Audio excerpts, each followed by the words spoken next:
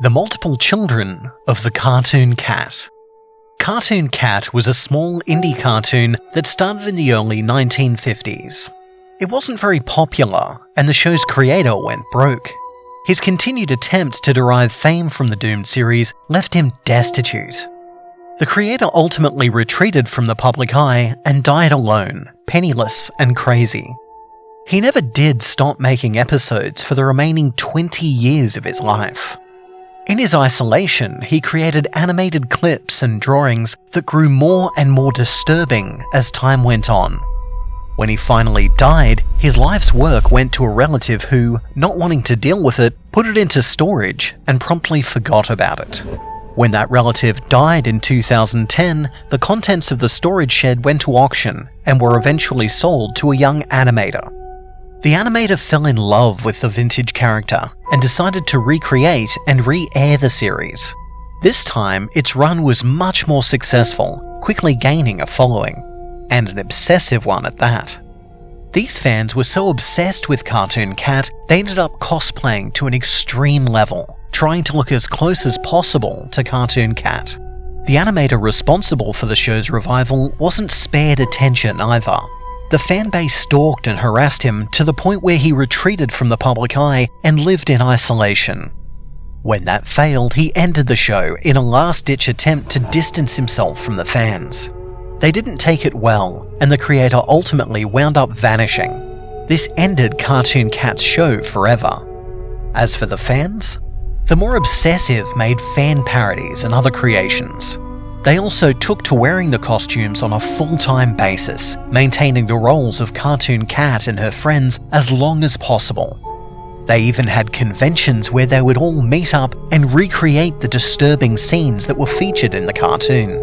One such location was located near the site where the giant was finally put down. The convention goers were lucky to be out of the range of the giant's death aura, but they still fell within the massive, miles-wide splash zone that was hit with a deluge of twisted, poisonous blood. The blood was carried in the clouds, flowed down streets, and ultimately entered the water supply. Those exposed to the otherworldly liquid, those who didn't die a horrific, screaming death, were changed.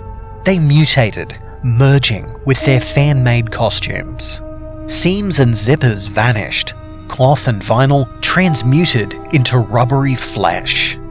Their eyes distorted, widening and swelling, their pupils becoming massive and dark as night. The only thing that remained the same was their human-like teeth. When those who had been changed woke up from the nightmarish haze of pain and mutation, they saw what they had become. A few tested their bodies and found that their limbs could stretch. Their bodies could deform with horrible, wet, tearing noises. Then all the harm they did to themselves healed over. They could even merge with one another and become an amorphous blob of blackened flesh, a single mass of limbs, eyes and teeth, moving in a morass of disgusting black sludge. As one, they became ecstatic, the final lingering remnants of human sanity eroding away. They named themselves the Children of the Cartoon Cat, and they took to the streets to spread their message. Like a plague, they spread across the city to sow chaos, or, as they called it, a faithful recreation of their beloved Cartoon Cat. It meant that when these deranged monsters came across a normal human being, they would viciously attack, just as though they were in the cartoon. They would use knives, sledgehammers, bats, or whatever else they could get their hands on, all the while laughing with glee at their own exploits. There was no trace of empathy for the victims who were beaten, injured, and killed. Police were dispatched en masse to confront them and called for their surrender. The children fell upon them in a giggling mass, attacking with abandon.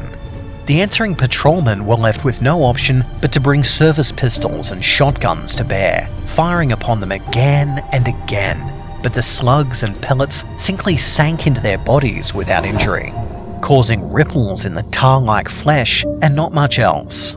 Undeterred, the children tore into the police with glee. The encounter drove the children to still bolder actions.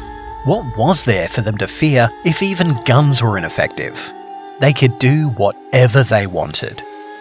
no one could stop them. Nothing could prevent them from doing as they wished.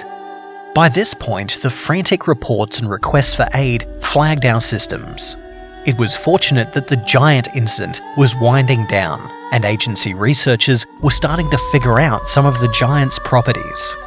This means that the agency was able to devise a method of neutralizing the effects of its blood. For some reason, the foreign matter did not react well with the chemicals used in common foam-based fire extinguishers. So, when the agents were sent out to handle the children, they went in with full knowledge that guns were not going to work. Instead, they were equipped with massive foam dispensers, capable of spraying the flame-retardant chemical over a wide area. It was a simple task to locate the children themselves. Their anarchic rampage was anything but subtle. And, having been able to shake off previous attempts to stop them, they made no attempts to even dodge. They learned fast though. When the spray hit their tarry, cartoon-like bodies, the giant's blood was neutralized. Already mutated beyond the point of being able to sustain themselves alone, their bodies instantly hardened to the consistency of rock. Brittle rock.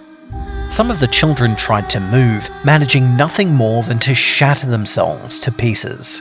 This scared the rest into fleeing for their unnatural lives. But the agents on call had seen the damage they'd done. There was no mercy, and the area was blocked off, with more agents waiting at every escape point, all armed with foam sprayers. Block by block, the city was searched, house by house and apartment by apartment. Those who could be helped were sent to the hospital. Any cartoon children found were sprayed until they were killed. Their pathetic cartoonish begging was ignored. They were not going to be forgiven. Sadly, some children did manage to escape. They did so by putting further victims in mortal danger, forcing the pursuing agent to choose between rescuing the innocent human victims or killing the monsters. The agent chose rescue over slaughter. This was probably as a result of the many casualties he'd seen after being assigned to the giant kill team. The agent in question was not reprimanded, but an active search is still underway for the escaped children. They are not to be brought in, as the agency is too busy cleaning up this mess. Just eliminate them and move on, before they hurt more people.